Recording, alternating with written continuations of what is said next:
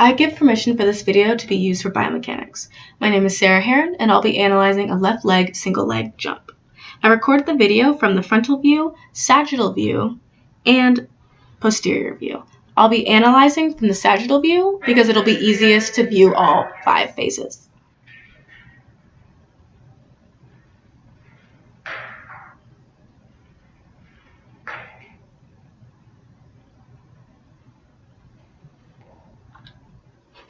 The 5 phases of the movement are starting position, wind back, propulsion, extension in the air, and landing. The joints used are scapulothoracic, hip, patellofemoral or knee, and the ankle/talocrural joints. In phase 1, your arms are fully flexed at 180 degrees. Your right knee is flexed to 90 degrees or close to it. Left leg is extended to 180 degrees. Your hip is a little bit of posterior tilt, but closer to neutral, and your ankle's in neutral. Wind back, arms become extended, still at 180 degrees. Your left knee is still flexed, but it's dropped to about 45 degrees. Your hip drops to 70 degrees flexion about, and the ankle is around 5 to 10 degrees of flexion. And your right knee is around 130 degrees. In propulsion, your arms remain at 180 degrees, but they're swinging forward into flexion now. As you can see from phase 3 to 4, you're moving in to your hip returns to neutral position, and your left knee joint returns to 180 degrees by the time you get in the air. And at that point, when you're pushing off the ground, you have full ankle plantar flexion. That's going to be around 10 degrees. And now we're completely in phase 4 now, where your hips are neutral, your left knee is still at 180, your right knee is around 90 degrees, but mine dropped to about 60 or 70.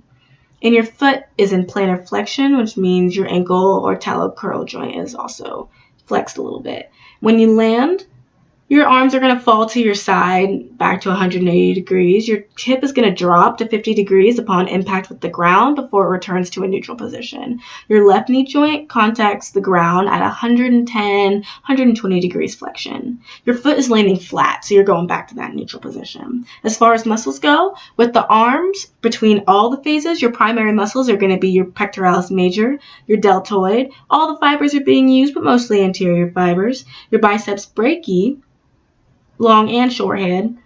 Your trapezius, you're using mostly the lower fibers, but between all the movements, you're getting full trapezius movement.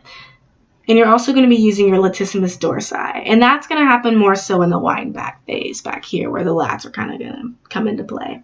When it comes to the legs, for extension, you're going to be using all of your hamstring muscles, the biceps femoris, semitendinosus, semimembranosus. You'll use other muscles like popliteus, adductor magnus, and gracilis. For flexion, you're going to be using all your quadricep muscles, vastus lateralis, intermedius, medialis, and the rectus femoris.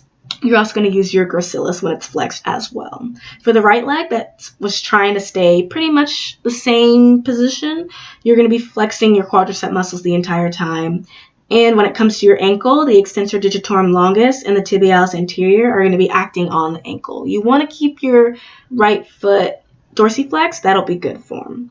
Now we're going to talk about position, velocity, and acceleration with this movement. The goal of the movement is to jump straight up. So you want your momentum to be in a linear direction. The body is winding back, so you can see the arms are doing kind of a semicircle here between all the phases. That is somewhat of an angular direction. Also, in this movement, it's easy to become off balance.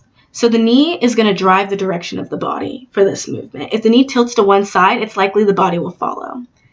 When you're lowering the body, the hips do tend to twist a little bit as well, and depending on the person, that may be because of a lack of strength. Twisting in the planted knee is not good for the force dispersion because there's a lot of force being placed on that planted leg. In fact, a research study by Bowling and Padua in 2013 researched the connection between patellofemoral pain and hip strength, and they found that decreased eccentric strength of the hip external rotators and abductors were significantly correlated to increased frontal plane motion at the hip and trunk in individuals with patellofemoral pain. So single leg squats and other explosive types of box exercises like box jumps are going to help that lower body better adapt to unilateral stress and in theory help prevent injury. A single leg squat onto a box jump is a very common exercise. Also, it never hurts to strengthen the hips. Doing hip thrusts as well as flexibility exercises will help loosen up and strengthen the muscles in and around the hip.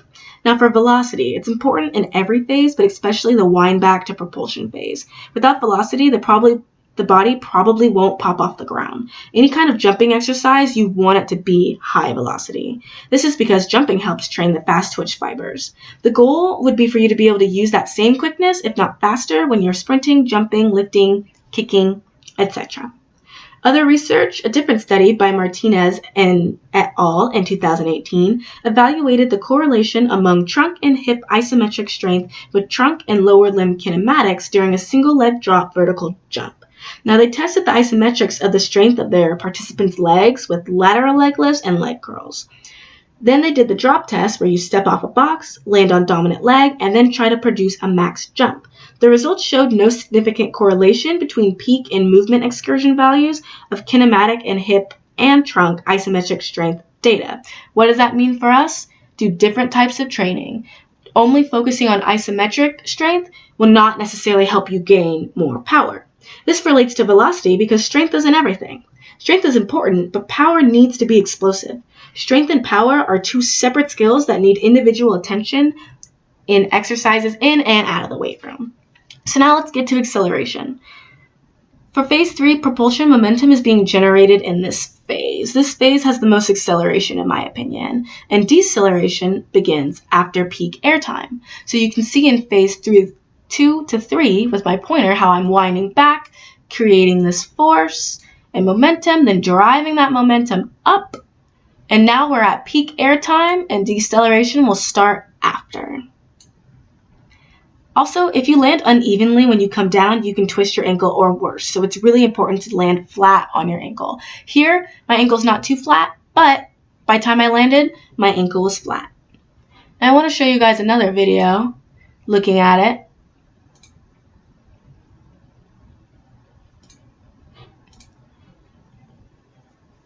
You can see here, this guy and I, we have different form, but he also has a different goal. He's trying to go over these hurdles. See here? Oh, lost his balance. Then he recovered, and he went forward again. So although our phases look different, he still was able to produce that force and push his momentum into a linear direction.